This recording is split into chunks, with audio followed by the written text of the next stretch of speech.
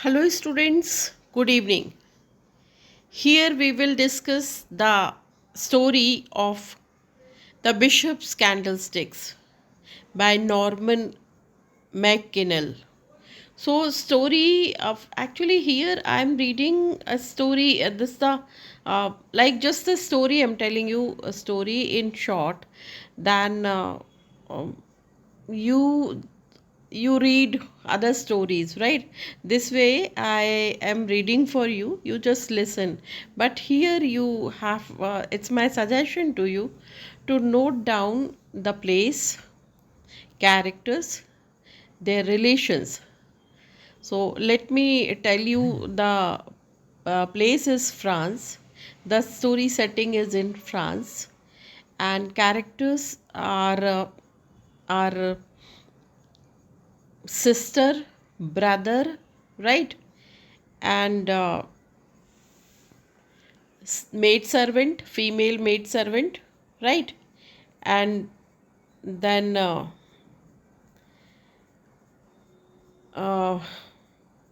prisoner or criminal, right? One criminal, right?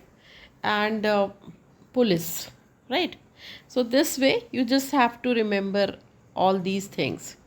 Story is between that's a story is actually story revolves around the bishop named as name of the story is Bishop's Candlesticks. So that whole story is around revolves around the bishop. So let us see what is the story.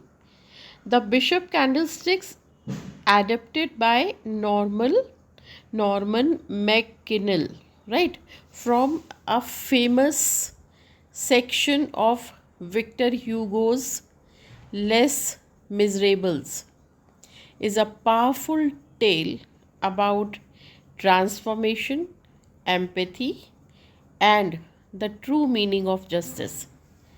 The story is about transformation, empathy, and true meaning of justice, right? But before proceeding, let me tell you, when you read the story, so don't put your brain, no, how it is possible that one night you cannot change the criminal mind, something like that.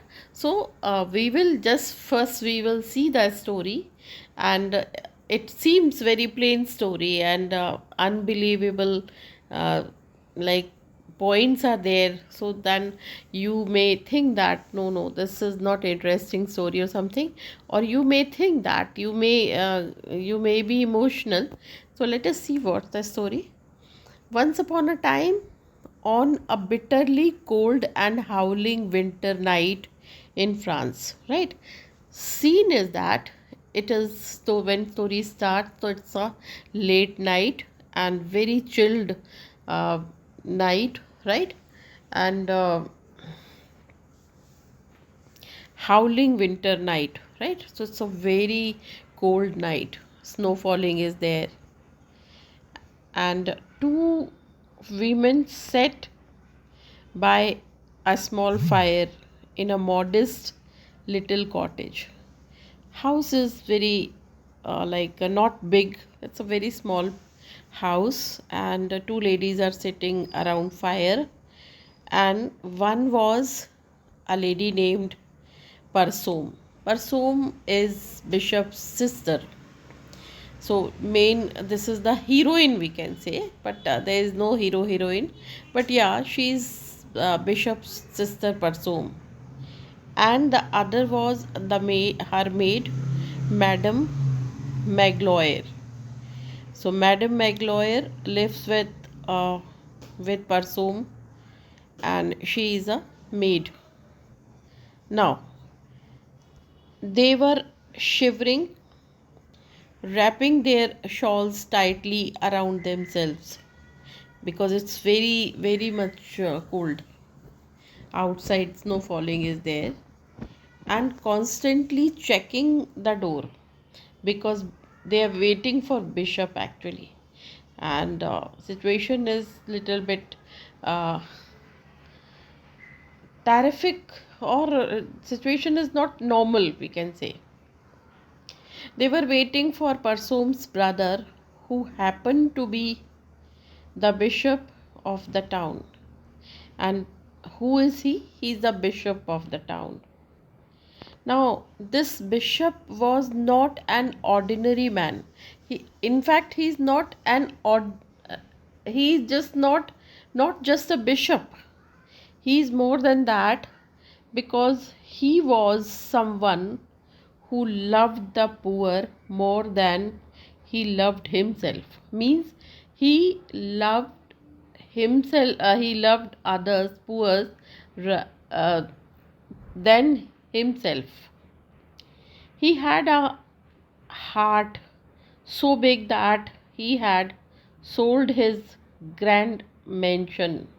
So he has a great heart, and that's why he has sold his great mansion, his carriage, his what we can say, that vehicle, four wheeler or something, and almost everything he owned just to give money to the starving people of his town. He's a head of the town, and that's why he feels that this is his responsibility to take care of each and everyone, especially poor.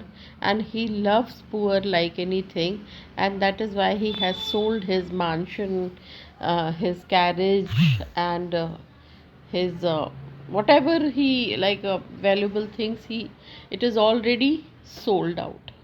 Now, the only valuable things he had left in the entire world were two beautiful, heavy silver candlesticks. So, if we count valuable things, so there are two silver candlesticks, heavy candlesticks are there in home, and he saved it.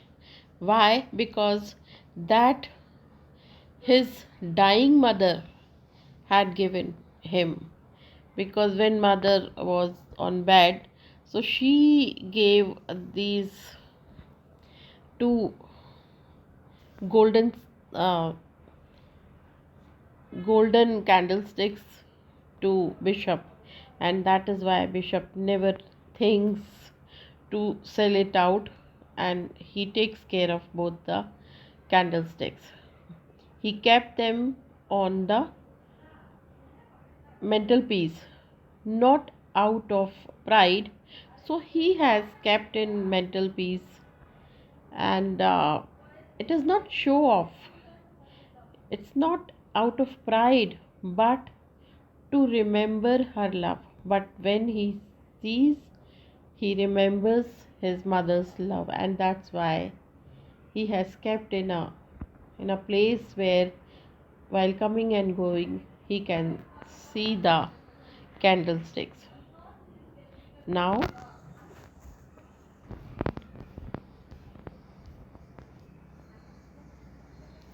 as the wind rattled the windows, and then outside is very like what I can say, that snow falling, right? And out raining, right? And very cold. So because of the wind rattle the windows, because of like wind, and windows are rattled, and Parsum was grumbling. So Parsum, as a sister, and she is grumbling because uh, home is not proper. Bishop Gradually bishop has sold each and everything, and now family or family members are suffering. They are not getting, they are already poor. So Parsum is grumbling, and her she loves her brother, but she was frustrated. But she is very much frustrated. Just that day, The bishop had gone to visit a poor sick woman who could not pay her rent. Why? Because now it's too much. And Bishop Poor does not take care of home. Instead, he is taking care of a poor woman who is sick and unable to pay her rent. So Bishop visits to her home. And what did he do? He sold the silver salt cellars the last of their nice dinnerware.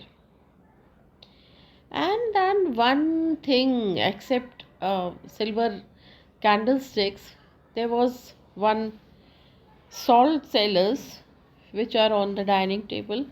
And because that lady is not able to pay her rent, so he uh, sells out this salt cellars also just to pay the woman's rent. And now this is too much. So Parsum gets irritated and she complained to the maid that her brother kept giving everything away. They would soon have to beg for bread themselves. She is annoyed and she shares her pain with her maid servant, and she said that this is too much. Bishop has kept everything away, and now very soon we are going to beg. We have to beg for the bread. Right that moment, the wooden door was flung open with a loud crash. So Bishop has come at home, and now once like that day she made complaint, and they are sitting together, and all of a sudden there was the wooden door was flung upon with a loud crash. All of a sudden it is dashed by someone and it is opened. Now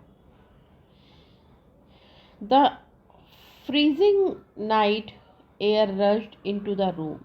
So as door opens, outside is freezing, snow falling is there, very chilled, right? And that is why with a stepped a terrifying man.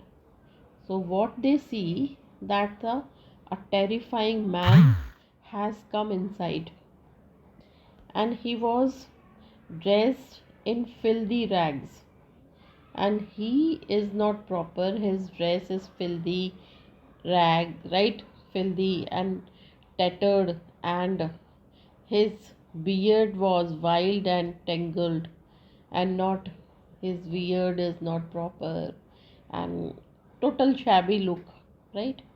Poor and shabby look, and his eyes look like those of hunted animal, and very fearsome, very terrific appearance, and eyes are like hunted animal.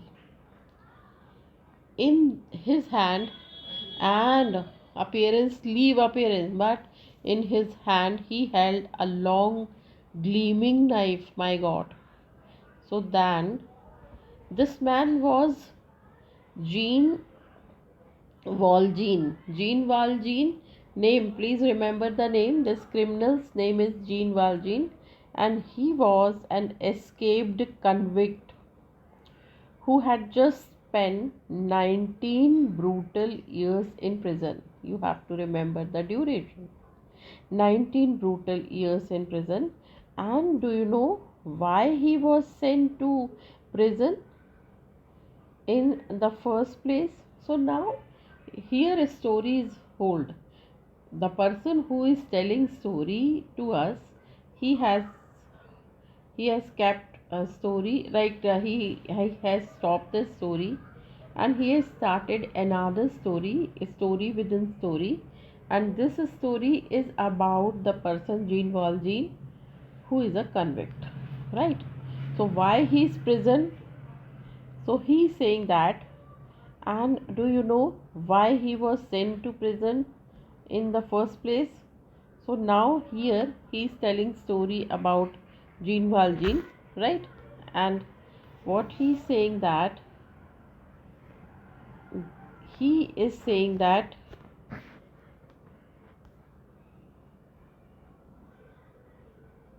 wait a minute. Hmm. Now here he another story starts. That's a long ago. Long ago he was just a normal kind man. What he looks, but long ago the person was very kind and normal. But his sister's children were starving, and one day he was very poor, and his sister's children were starving. So in desperation he broke a glass window and stole a single loaf of bread to feed them. So he broke the glass and he has taken the bread for not for him, for his sister's children. For that, the harsh laws of this is the reason. For that, the harsh laws of land chained him up, and because of harsh laws, he is chained and he is beaten like anything, treated like a beast for nearly 2 decades. Around 20 years, 19 years is already done. So he is treated like animals. Brutally. He is beaten brutally. And by the time he escaped, the goodness in his heart had turned into stone. This is the very important point. When we are treated ill treated, so sometimes we lose our kindness. Same happened with this man, that the goodness of his heart had turned into solid stone. Now he does not have any feelings for anyone, and he supposes that world is like this. No need to have kind or pity to someone, and people are very shrewd and cunning. This way he thinks that world is so cruel. This is his experience. So he hated the world. He hated whole world. He is a cynic. He thinks that world is very selfish, very cruel, and he expected world to hate him back, and he expected the world hate him back. Now when he sent, now this is the story of the man Jean Valjean. Now again we have come to our story. As he enters into the house, and then Parsom and maid and bishop, they are sitting, and all of a sudden the convict came inside the house, and he says that I am a convict. He accepts and he says that I am a convict. The man shouted fiercely, and he starts shouting and raising his knife, and he says that I have walked for miles in the snow and no one will give me shelter. He says that I am coming from far, and then no one will give me shelter because my identification card, because in my card, yellow card, it says that I am a dangerous criminal, which is when such like when he was in prison, so he has to wear that card, and card is of criminal. So he said that my identity is I am a criminal, and that is why wherever I go, I am ill treated. No one is ready to accept me. Forget help, but then they don't accept me. I am neglected by the society. So he says that first of all give me food right now, because he is so much hungry. So he demands for food, and he says that, or I will use this knife if you don't provide food to me. I will use this knife. So it's a kind of threat because he is so hungry.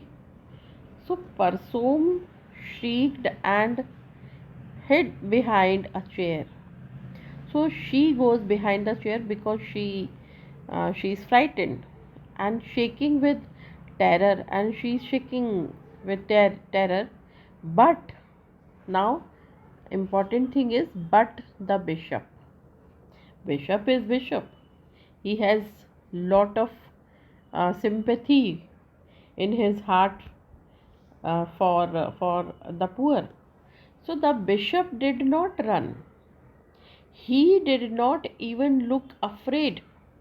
Bishop is so normal after seeing that man, John Valjean, Jean Valjean, yeah. And he stood up, looked into the angry, tired eyes of criminal, and he is very normal, and he looks to the person's eyes and smiled with absolute gentleness. It's not show off. He is gentle, very natural, and he is at smiling and trying. He's trying to convey the person that no problem. What happened? Means his gesture was asking to the criminal that, okay, hold down. What happened? This way, his gestures are like this. Now he asks, my son, because he is a bishop. So he addresses this way, my son. The bishop said softly, you are cold and hungry. So he said that outside, I know that it's very cold, and you are hungry also. So please come, sit by the fire. So first he offers a fire, like he suggests that sit by the fire. You do not need to threaten me. He says that don't threaten me. This is not my house, my dear. This is not my house. It is just the house of God, and the door is always open to those who suffer. So this is God's home, and that is why you are always welcome who is a sufferer. So Jean Valjean could not believe his ears. He lowered his knife, and then he lowered his knife and completely bewildered, because that's unexpected, and he is so much confused. For 19 years, people had only yelled at him, never even talked simply, whipped him. He was whipped like anything, or thrown stones at him. This was the treatment. So no one had called him son. The very dear. No one had looked at him with kindness. These are the complaints of that man, Jean Valjean.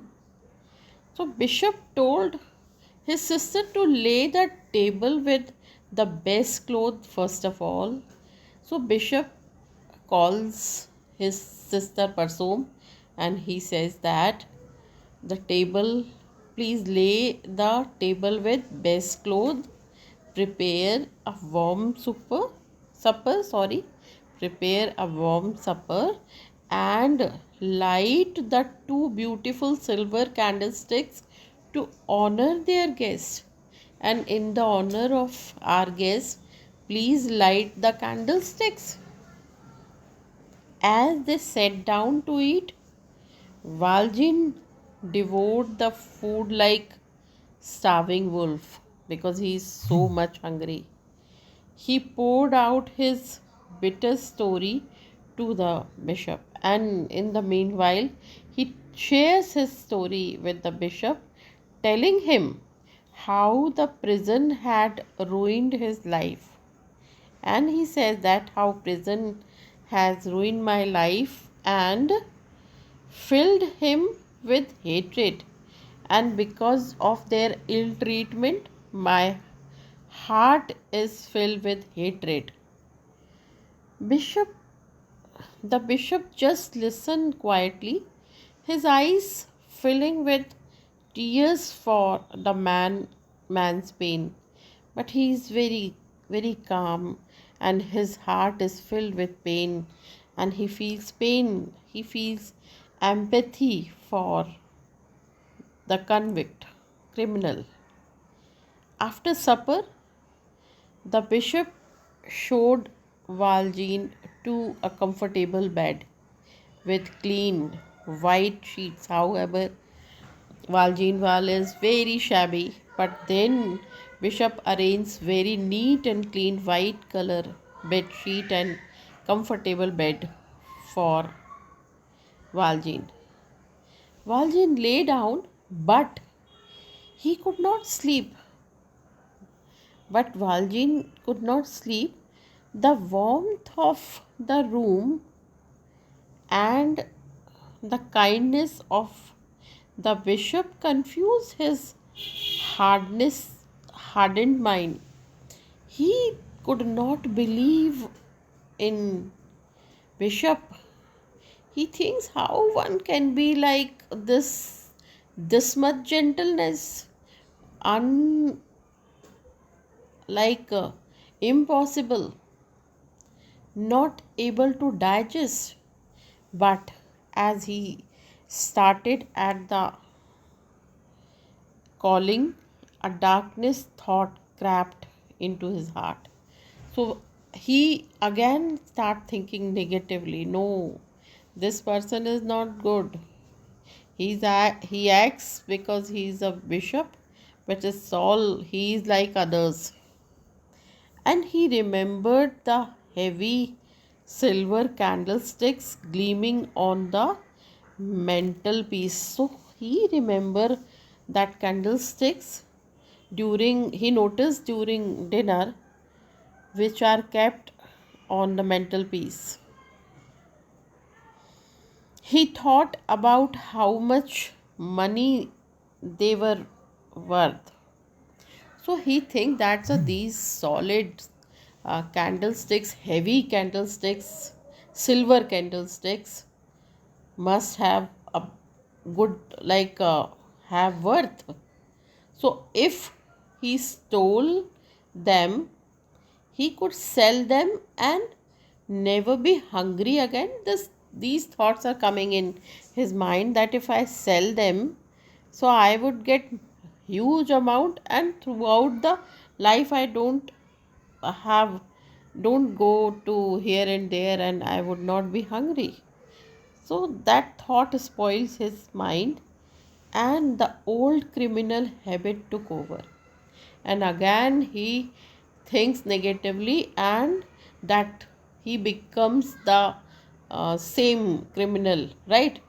And he slipped out of bed, crept into the bishop's room, and very slowly he goes to bishop's room, snatched the silver candlesticks, and ran out into the dark stormy night. No one is there. The outside is very dangerous. Stormy night, very dark night. And then he is he runs away, right? Now, the next morning, Madam Maglier, right? So Maglier, next morning, Madam Maglier went for cleaning the room and gasped, surprise, the silver was gone. And she ran to the bishop, crying out their precious candlesticks had been stolen by the ungrateful monster. Why ungrateful monster? Because he was treated like anything, and then he is very ungrateful and he has taken the candles. Parsum raged. very much angry, saying she knew the convict could not be trusted. After all, he was the convict. 19 years he was behind the bar. No one can like correct him, right? No, his nature cannot be reformed. But the bishop only looked sadly at the empathy mental peace. Bishop, naturally, it was the gift which was given by Bishop's mother. So, Bishop has pain because why? Because it was given by his mother, and that is why he's not feeling he does not have pain because it was valuable, it was given by mother. And that's why this was the um, there was the sentiments, and that's why bishop gets emotional. But okay, he smiled gently and said, my dear sister, he talks to Parsom and he says that, my dear sister, did that silver really belong to us? It was silver. Now he's not telling silver candlesticks. He's saying silver. So does it belong to us? It belongs to the poor, and that man needs it far more than we do. So, what's the problem? It was required to him, and that's why he has taken.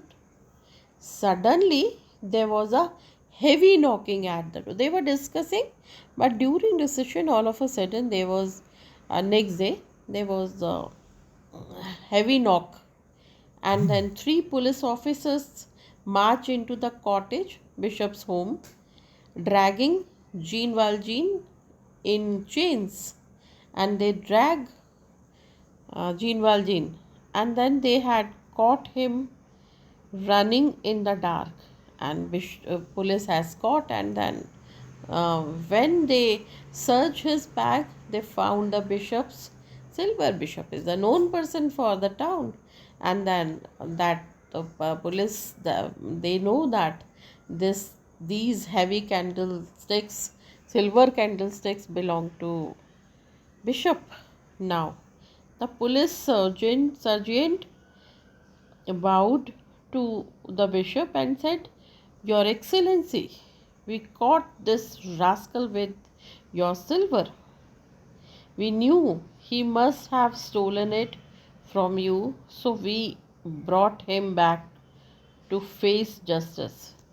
So police uh, were thinking that they know that these heavy silver candlesticks belong to bishop, and then they said that we caught this man, and as we searched his bag and we found your silver candlestick, so now we have brought this man for justice. Valjean looked down at the floor and he knew his life was over. Now he is very upset. Nothing can be done. My life is over. He was going back to the dark, horrible prison forever. Now no one can save me, and I have to go to that horrific atmosphere prison. But then the unexpected happened. What unexpected happened? The bishop stopped forward, looked at Valjean and smiled warmly. Oh, my friend, this time Bishop is saying, ah, my friend, I'm so glad to see you again. I'm happy to see you. The bishop said to the convict, but you left such a hurry this way. You left in such a hurry. You forgot that I gave you the silver soup spoons as well. Why did you take? You took candlesticks, but you forgot to collect your silver spoons which I gave you for soup. So you forgot it. No problem. This time you just Why did you leave them behind? Oh, you forget to take, I hope. Now, everyone in the room froze. Oh, what happened? We were thinking were thinking that it was he's a well-known criminal. He's a declared criminal, and that's why he must have stolen that candlestick. But that's the situation is just opposite, and everyone in the room was frozen. And then police officers looked at each other in utter confusion. They are confused. Jean Valjean slowly lifted his head, his eyes wide with absolute shock. Now it's another shock that instead of scold and all, and what Bishop is saying, he could not breathe. Now it's very, very unexpected to him, and he's not able to breathe. And Bishop was lying to save him. Why I am being saved? But the bishop turned to the police and told them that the man was his guest. No, no, no, he's not criminal. He was our guest, and the silver was wonderful gift. So we have given this silver gift to the man. Seeing this, the police apologized for the mistake and unlocked the chain and left the cottage. And now Jean is free. Now Jean Valjean and the bishop were alone in the quiet room. Valjean fell to, so Valjean surrenders himself in front of bishop. Now, and he fell to his knees, trembling from head to toe, and he was shivering like anything. And he looked up at the bishop and whispered, and he speaks slowly, "Who are you? Why are you doing this for me? I'm a criminal. I'm a convict. Why are you are so humble, so generous to me, for me?" The bishop picked up the heavy silver candlesticks, placed them into Valjean's rough, scared hands, and looked deep into his eyes. Bishop gives the candlestick back to Jean, and he says that, "Jean Valjean, my brother." This time, Bishop says brother. Earlier, once he said my son. Second time, he addresses with my friend. Now, Bishop is saying my brother. The Bishop said with immense love, right? You no longer belong to the darkness. No, sorry. You do no longer belong that darkness which you spent 19 years. With this silver, I am buying your soul back from hatred. This is the very important line. What he says that with this silver, I am buying your soul back from hatred. So you just give me your hatred soul and take this silver and giving it to the God, and that your cruel soul, what I'm buying after giving you silver, so that cruel soul will be given to surrender to God. Go in peace. But he requests that now you should live in peace. All I ask is that you promise me to use this money, so that is heavy, very pure silver, heavy candlesticks. So just sell, and the money you will get to become an honest man. So then, now please promise me you will live your life as an honest man. Tears and hot and heavy began to stream down the hardened criminal's face. He was crying, and the thick wall of ice around his heart completely shattered. So that all hate is melted down, and for the first time in his life, he felt loved. And first time he felt pure love, and he felt forgiven. First time he forgives someone, and he felt human. And first time he think that no, I'm a human being. He nodded, took the candlesticks, and walked out into the morning sunshine. Morning sunshine is again symbol that now this a morning, this a fresh sunshine, and the person leaves with Jean Valjean leaves with candlesticks from that day forward. And then Bishop is so happy, and happily he has given candlesticks to Jean, and Jean Valjean changed his name, dedicated his life to helping others. Now he changed because people will torture, and that's why he has to change his name. And throughout life, whole life, he helps others and became one of the kindest, most generous man in the world.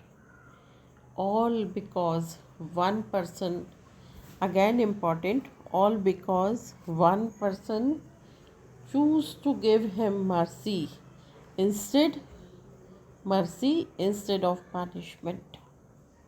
So sometime criminal needs mercy. You must have seen Naxalites and all, they do the same. If you see, punishment is not always the solution. Sometimes love, affection, acceptance is also very important elements to improve someone's life. So because of love, affection, importance, acceptance, while Jean changed his life, right? So here story ends. Now moving to criticism, very little criticism. If we look closely at this beautiful story, it gives us wonderful lesson about the power of love. Okay, so this is the theme, power of love. Most people believe in punishing bad behavior. This is also important because of bad behavior we punish someone. The law, the police, even the bishop's sister Parsom wanted to see the thief punished. That is what we call retributive justice, right? Give and take. Retributive justice, because you deserve for that punishment. But the story shows us that punishing someone who is already hurt often just makes them angrier and worse, right? So that is, it is said that, you know, that proverb, love begets love, hate begets hate. So that is why Bishop believes in love begets love, and Bishop teaches us reformative justice. Not, this should be remembered by you, retributive justice, right, means punishment, and reformative justice through love and affection. So Bishop believes in reformative justice. The person should be given chance to improve. The idea that changing a bad person, what is reformative justice? That's a changing a bad person into a good person requires kindness, dignity, and a second chance. Please remember, and a second chance. So we may do mistake, we are human being, to err is human. So second chance should be given, right? However, if we look at the story with a little bit of criticism, we can see that it is very idealistic and a bit unrealistic. Too much idealistic is not possible, and unrealistic, unbelievable, practical, it is not possible. That's a overnight person cannot be changed. In the real world, if someone spends 19 years in a brutal prison, their mind and heart are deeply damaged. A single act of kindness, no matter how beautiful, rarely fixes a person's entire psychology overnight. Real rehabilitation takes a very long time and a lot of efforts. Then only person changes. So practically it's not possible. If we see the pros and cons of the storyline. Further, we can gently criticize the bishop's practical choices. While his charity is saintly, he gives with his sister who relies on him, and by giving away absolutely everything including their food and security. So that you have to be practical, you can't give each and everything, and then you have to depend on alms, so which is practically, which is not good. He puts his own family at risk of poverty, so that is again impractical. It makes us ask ask a difficult question. Is it truly right to be so generous to strangers that you cause hardship for the people under your own roof? No, that you are getting, you are facing the same situation, you are getting poor, and then you help. So impractical things are not good, right? So despite these small criticisms, however, pros and cons, finally story remains a masterpiece because reminds us that within every bad person there is a human soul, right, waiting to be saved by a little of love. And this practically which is possible. uh, See, spark, we need to have one spark. And in our Indian mythology, you must have remember Tulsidas life. That's a one spark when he was dying for love and physical relationship with his wife Ratna.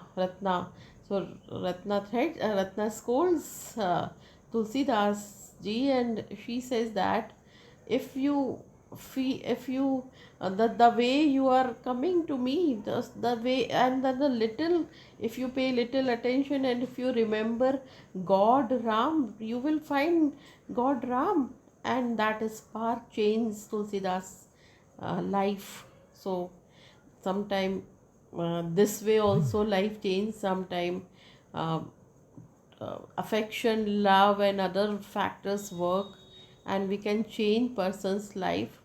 So this is human life, which is many a time it is said that very difficult to understand. So many factors work, but then finally story message is clear that love begets love, hate begets hate.